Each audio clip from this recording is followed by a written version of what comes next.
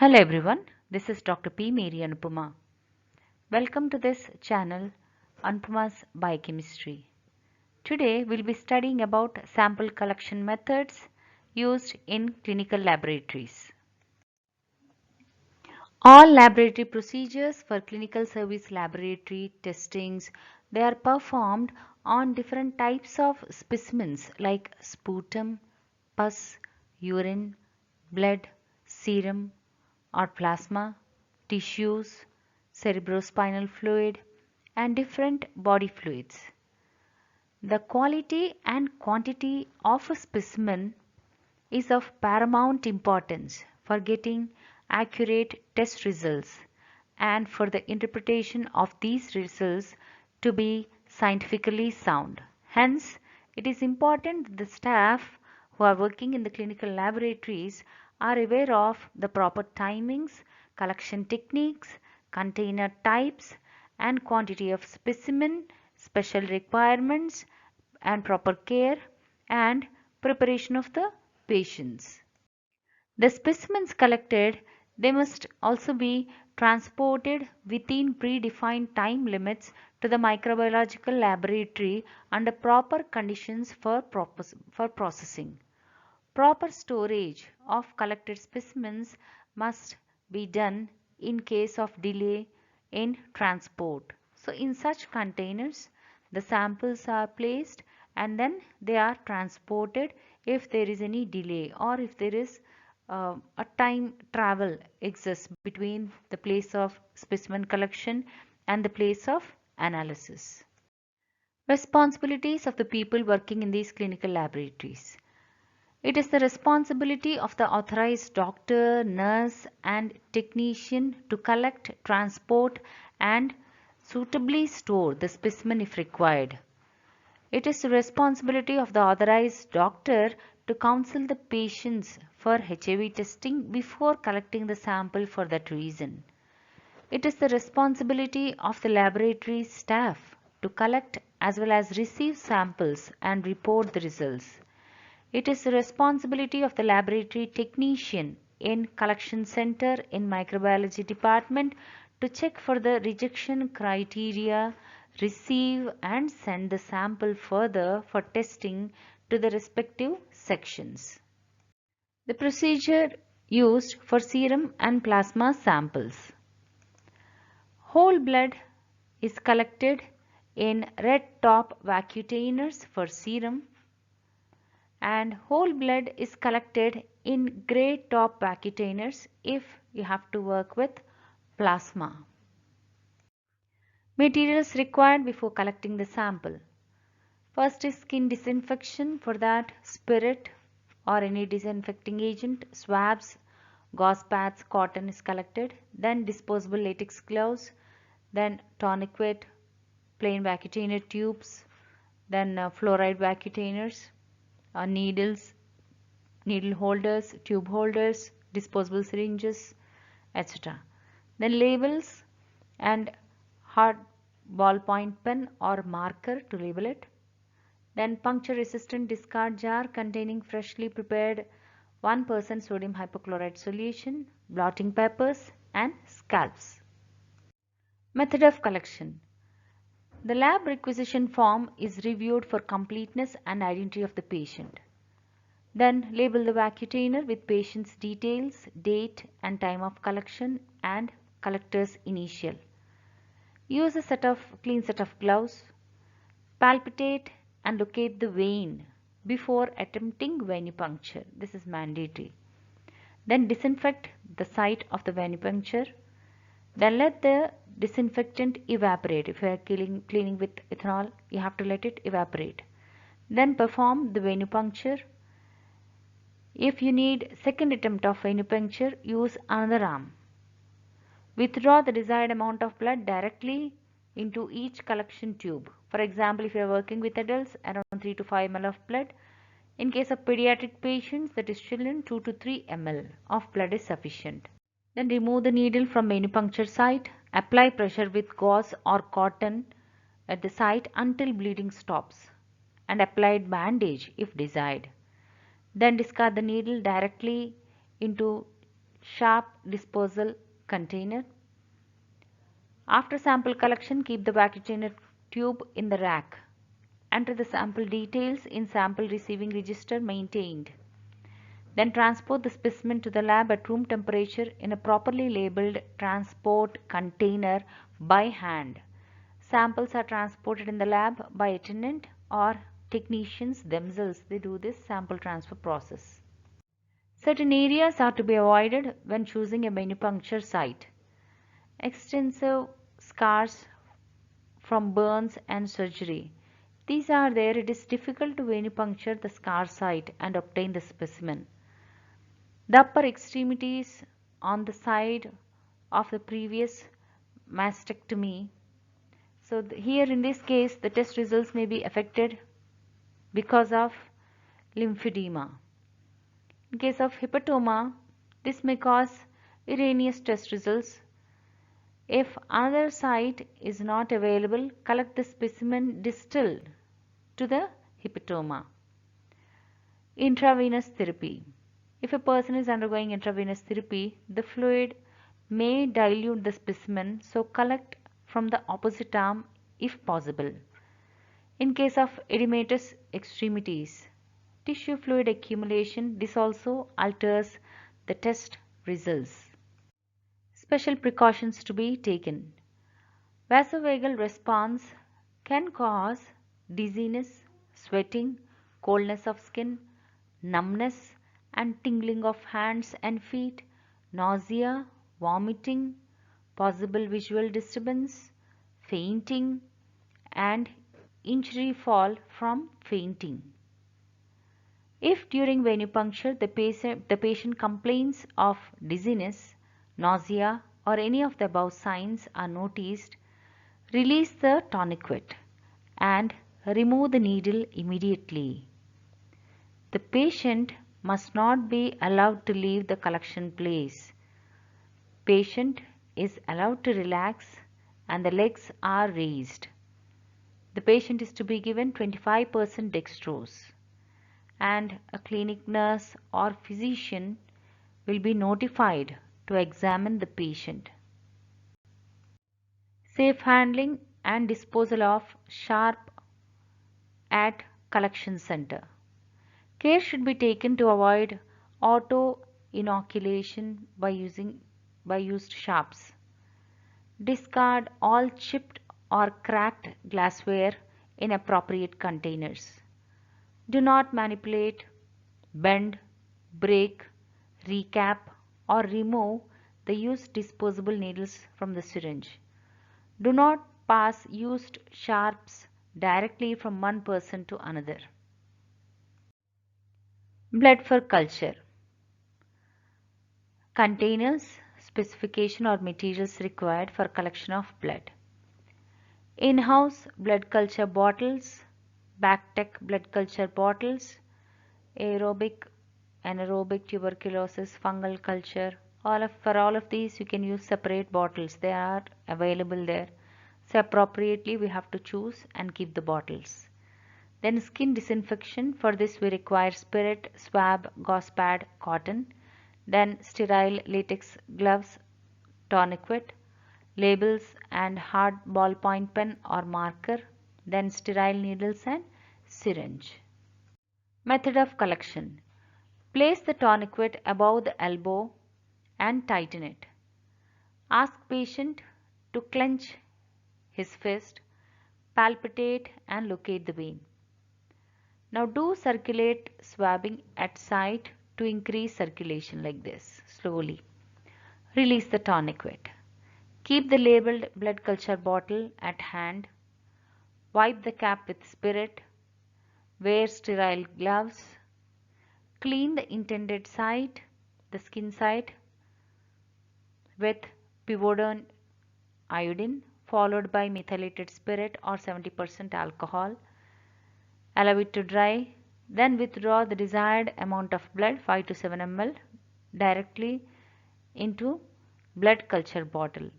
Then shake the bottle gently, remove the tourniquet, apply pressure with cotton swab dipped in spirit at the site until the bleeding stops. Transport. The blood culture bottle is to be transported at the earliest.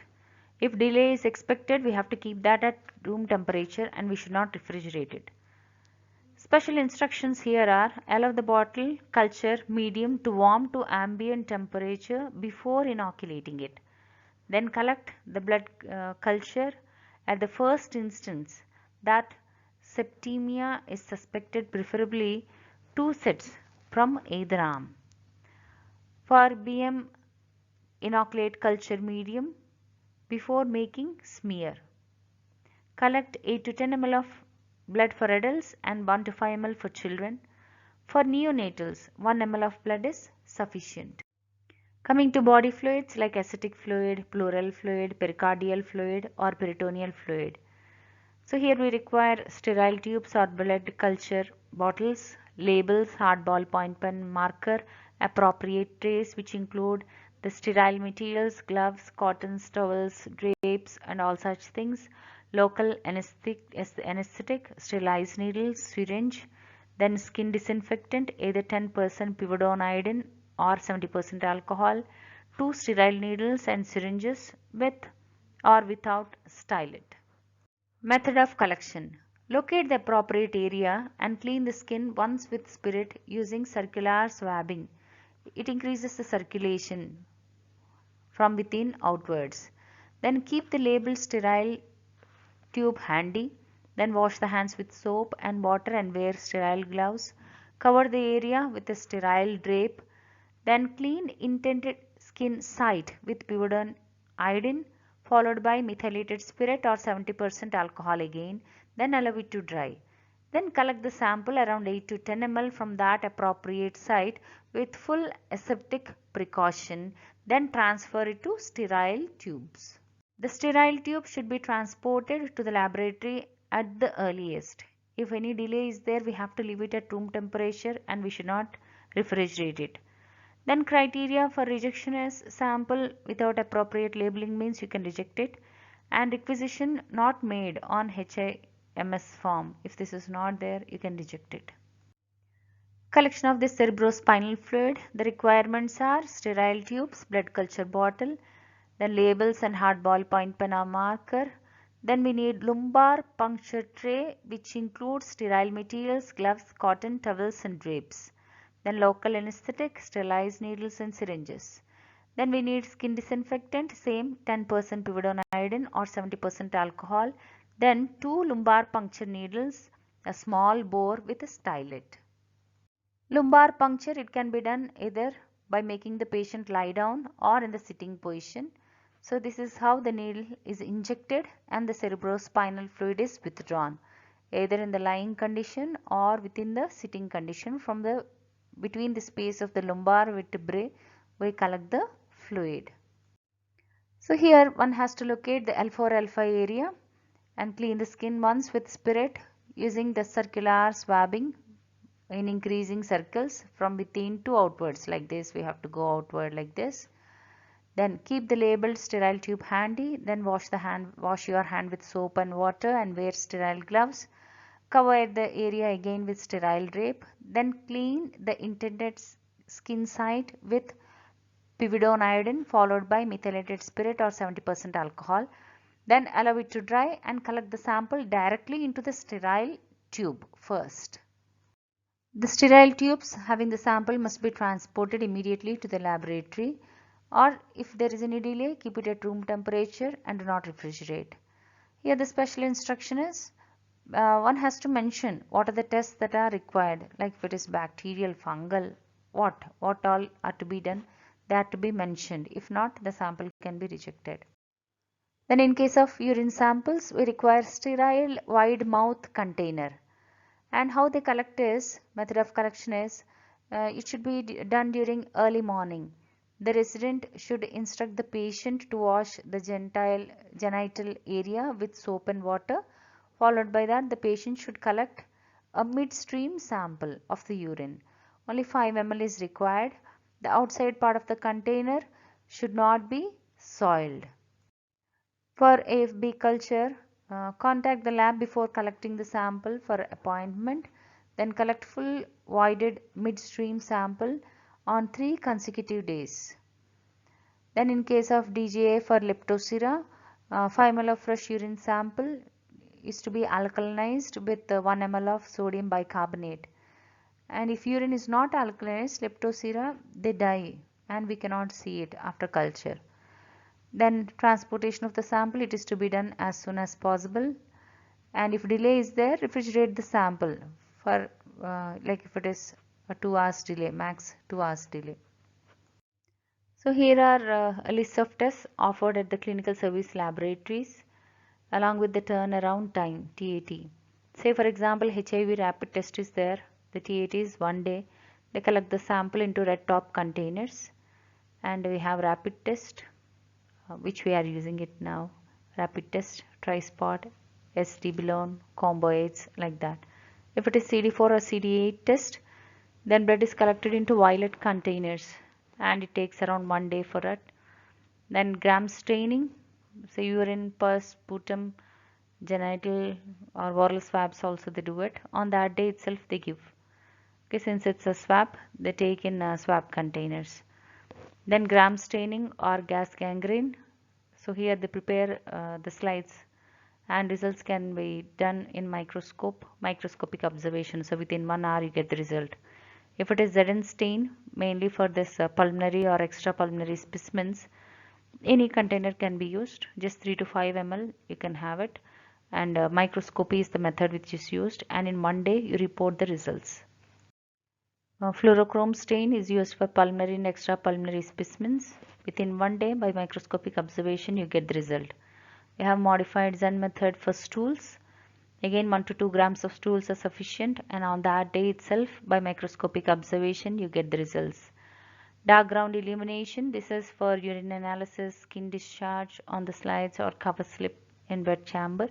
Here you take it into urine tubes, and on the same day by microscopic observation you get the results. Then Albert stain or KLB report, this is for throat swab. Sterile test tubes can be used, and in 2 to 4 hours after microscopic observation you get the results. Then KOH mount, this is for tissue samples. So anything can be used. On that day itself by microscopic observation you can get the results. Then hanging drop preparation, if you are having any watery stools, then they do this. Any container you can collect it and microscopically observe the sample. In 2 to 4 hours we get the results. For cerebrospinal samples, they use this Indian ink preparations. In sterile tubes, just collect the liquid. By microscopic observation, you get the result in 1 day. And bacterial culture and sensitivity, for all these specimens, pus, urine, sputum, genital, oral swabs, throat swabs, for all these things they do it. And in 1 day for negative report, if you are going for blood culture, it may take around 5 to 10 days. Okay, if it is a positive culture, you have to leave it for 3 to 4 days. So this is by culturing method. Then even fungal culture, it's going to take 2 to 7 days for yeast, and if it is moles, in 2 to 4 days we get the results. They do the culture. Then mycobacterial culture, this takes around 8 weeks for negative report. They leave it for 8 weeks and give the negative report. 3 to 4 weeks for positive report. This is again for pulmonary and extrapulmonary specimens, and sputum is collected in the containers.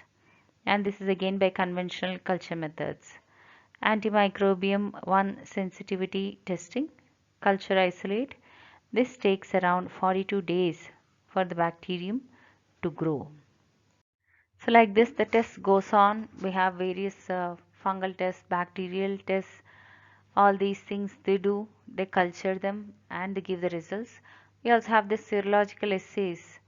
So they do the serological assays also. Appropriately they take in this serology, so they take the blood and isolate serum from that. They collect in the blood vials, that is red vacutainers, and in 1 day you get the result. If it is a Vidal test, this is again a tube agglutination test, so red top only, red top container, and in 2 days you get the result. So serological assays, we have this hepatitis antigen, dengue, for that IgM they check it. Chikungunya also they check IgM levels. So in red top vacutainers only they do it. And you get the results like this from 4 days to 1 week, and the method used is ELISA. In case of cryptococcal antigen detection, here also cerebrospinal fluid or serum, they take it, and in 2 hours you get it. Here this is by CALAS latex agglutination test. Then for TB it is pulmonary samples. So in 2 days you get the result. They use PCR. Then GenExpert, this is again for pulmonary and extrapulmonary specimens. So they do real-time PCR. Then we have histopathological examination. So it is by staining under microscopy, and here they collect the sample in wide mouth containers, screw cap containers, and it takes around 7 days for the results to come. In the case of serum creatinine test, it takes around 6 hours. We have the Jeffs method, a modified Jeffs method is used, and red top containers are used to collect the sample. For blood sugar, again red top or grey top can be used for serum or plasma, whatever it is. Then in 6 hours you get the results. They take fasting as well as postprandial, and after a random meal they take this postprandial 2 hours after that. Then it's the hexokinase method, enzymatic method. Then for thyroid test we have T3, T4 and thyroid stimulating hormone test. So it is the serum which is collected in red top vacutainers, they do it. 3 ml is sufficient, and the condition is fasting for 8 hours is required. That is, early morning they take the sample, and in 48 hours they give the result, and the method that is used is chemiluminescence method. Thank you for watching this video. So in this we have seen various methods of sample collection and various tests done for various specimens or samples of biological origin. Thank you once again.